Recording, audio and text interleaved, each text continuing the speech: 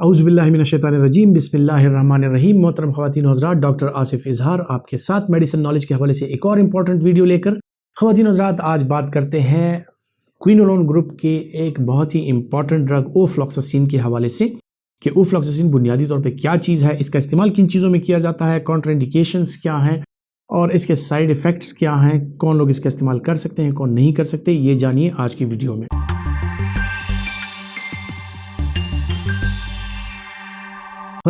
Ofloxacin बुनियादी तौर पे क्विनोलोन ग्रुप का एक ड्रग है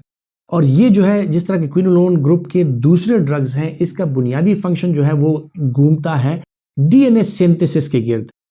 ओफ्लॉक्सासिन जो है वो बैक्टीरिया के डीएनए सिंथेसिस को रोकता है, यानी जो एंजाइम डीएनए सिंथेसिस में काम आते हैं ये उन एंजाइम्स को इनहिबिट करता है और इस तरह जो है तो बैक्टीरियल सेल में जो है डीएनए की ग्रोथ नहीं होती और इस डीएनए की ग्रोथ जब रुक जाती है तो बैक्टीरियल ग्रोथ नहीं होती और बैक्टीरिया जो है सर्वाइव नहीं कर सकता और बैक्टीरिया खत्म हो जाता है। सो इस तरह से जो है तो ये मुख्तलिफ किस्म के इन्फेक्शंस में बैक्टीरिया को खत्म करने के लिए एक बैक्टीरिसाइडल ड्रग है और ये इंतहाई इफेक्टिव ड्रग है। अब किन चीज़ों में ओफ्लॉक्सासिन का इस्तेमाल होता है वो मैं आपको बताता हूँ। ख़वातीन हज़रात, ओफ्लॉक्सासिन जो है वो आपके रेस्पिरेटरी ट्रैक्ट, आपके जीआई ट्रैक्ट और आपके जो मुख्तलिफ किस्म के और जिस तरह जेनेटो यूरिनरी ट्रैक्ट हो गया, इसके पैथोजेंस के अगेंस्ट जो है ये बहुत ज़्यादा इफेक्टिव है और इसका बुनियादी रोल जो है वो ग्राम पॉजिटिव ग्राम नेगेटिव ये दोनों को कवर कर सकता है और इसके साथ साथ कभी कभी जो है तो जो एटिपिकल बैक्टीरिया होते हैं इन कम्बिनेशन विद अदर ड्रग्स या अलोन ये उनके अगेंस्ट अक्सर औकात कारआमद होता है। इसकी डोजेज जो है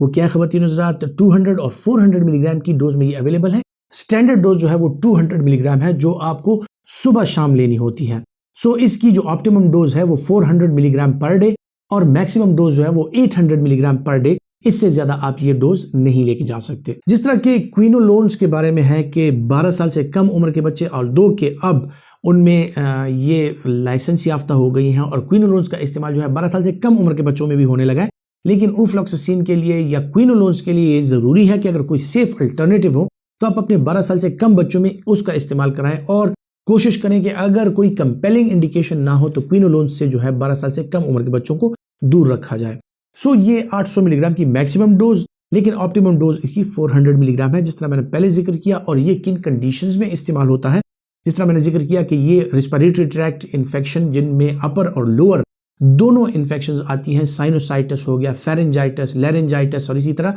मुख्तलिफ किस्म के जो ब्रोंकाइटिस और बैक्टीरियल जो कॉम्प्लिकेटेड नमूनियाज होती हैं या नमूनिया कम्युनिटी एक्वायर्ड नमूनिया, उसमें इसका इस्तेमाल कराया जा सकता है। इसके अलावा ख़वातीन और हज़रात, जो जीआई से रिलेटेड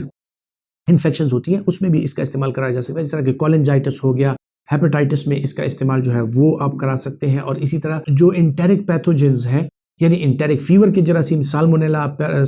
टाइफी, पैराटाइफी और इसी तरह के उससे मिलते जुलते जरासीम जो है उनमें इसका इस्तेमाल कराया जा सकता है। तो इसका मतलब है कि इंटेरिक फीवर में भी ओफ्लॉक्सासिन जो है वो एक बुनियादी रीढ़ की हड्डी की हैसियत रखता है और ये एक इंतहाई इफेक्टिव ड्रग है। इसके साथ साथ अगर देखा जाए ख़वातीन में और मर्द हजरात में जो यूरिनरी ट्रैक्ट इन्फेक्शंस होती हैं, खुसूसन ख़वातीन में ये ज़्यादा होती हैं, इसमें ये इंतहाई कारआमद है। और ख़वातीन में जो यूरिनरी ट्रैक्ट इन्फेक्शन के साथ साथ जो जेनिटल इन्फेक्शंस होती हैं, जिसमें फिलोपियन ट्यूब्स के इन्फेक्शंस आ गए, जिसमें जो है तो मुख्तलिफ किस्म के और इन्फेक्शंस जो उनके जेनिटल यूरिनरी ट्रैक्ट में होती हैं, उसमें भी इसकी पेनिट्रेशन जो है वो अच्छी है और उसमें ओफ्लॉक्सासिन के रिजल्ट जो है वो बुनियादी तौर पे बहुत अच्छे हैं। इसी तरह अगर देखा जाए तो ऑस्टियोमाइलाइटिस यानी बोन्स की जो कुछ ऐसी इन्फेक्शंस होती हैं जिनमें अगर पैथोजन जो है वो सेंसिटिव है ओफ्लॉक्सासिन को, तो ओफ्लॉक्सासिन का इस्तेमाल जो है वो करा के आप अपने पेशेंट के इन्फेक्शन को दूर कर सकते हैं। तो जिस तरह के क्विनोलोन ग्रुप के अदर ड्रग्स हैं, दूसरे ड्रग्स के साथ साथ ये भी इंतहाई इफेक्टिव है और मुख्तलिफ किस्म की चीज़ों में इसका इस्तेमाल कराया जाता है। ख़वातीन हज़रात, इसके जो साइड इफेक्ट्स हैं वो क्या क्या हैं, जिस तरह मैंने पहले जिक्र किया कि बच्चों में इसका इस्तेमाल नहीं कराना चाहिए। ये आप बच्चों में टेंडन जो होता है उसमें ये टेंडनाइटिस कॉज कर सकता है और बच्चों में टेंडन की प्रॉब्लम्स आ सकती हैं, उनकी ग्रोथ रिटार्ड हो सकती है और इसी तरह मुख्तलिफ किस्म की जो बोन डिजीज़ होती हैं बच्चों में वो बढ़ सकती हैं। बड़ों में खुसूसन इसके साथ जो है तो आपको नौजिया हो सकता है, इसके साथ स्किन रैश हो सकती है, इसके साथ जो है तो वर्टाइगो और टिनाइटिस हो सकता है, यानी आपके कानों में शोर की सी कैफियत होना, जो कि क्विनोलोन्स के साथ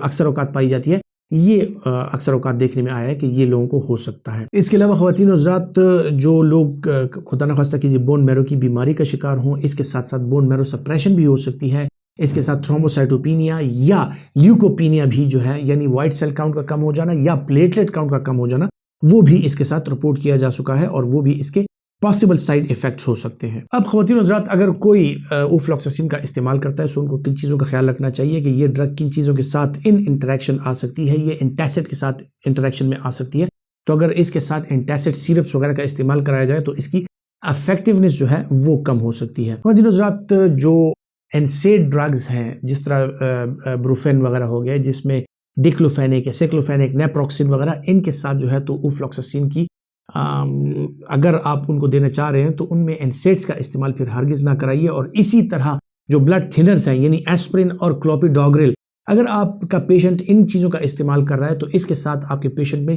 अगर वो ओफ्लॉक्सासिन का इस्तेमाल करे, उसके गैस्ट्राइटिस और गैस्ट्रिक अल्सर और इसी तरह जो जीआई साइड इफेक्ट्स हैं उनके बढ़ने के जो अंदेशे होते हैं वो ज़्यादा होते हैं। और जिस तरह मैंने जिक्र किया कि ओफ्लॉक्सासिन बुनियादी तौर पे बोन मैरो की जो प्रॉब्लम्स होती हैं उनमें इसका इस्तेमाल हरगिज़ नहीं कराना चाहिए। सो जो लोग ब्लड थिनर्स का इस्तेमाल कर रहे होते हैं उन लोगों में अक्सर औकात ब्लड थिन होता है, और अगर ये भी इस्तेमाल कराया जाए तो इसके साथ साथ जो है तो प्लेटलेट काउंट जो है वो बुनियादी तौर पे बहुत ज़्यादा नीचे जा सकता है और आप में थ्रोम्बोसाइटोपिनिया के चांसेस जो होते हैं वो बढ़ जाते हैं। किन लोगों में इसका इस्तेमाल नहीं किया जा सकता, जिस तरह मैंने पहले जिक्र किया कि 12 साल से कम उम्र के बच्चे जो हैं उनमें इसका इस्तेमाल नहीं कराना चाहिए। और इसी तरह जो लोग हाइपर सेंसिटिविटी रखते हैं, जो क्विनोलोन्स को सेंसिटिव हैं और क्विनोलोन से उनको एलर्जिक रिएक्शन हो जाता है, उन लोगों में भी इसका इस्तेमाल जो है वो नहीं कराना चाहिए। और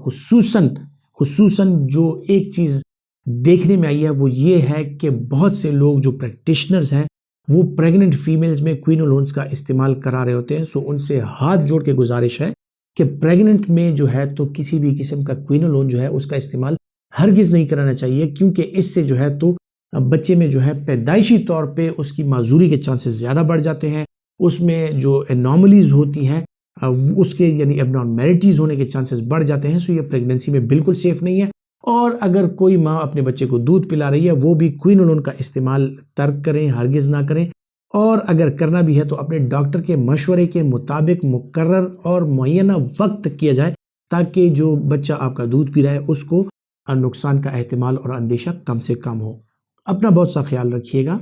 अल्लाह हाफिज़।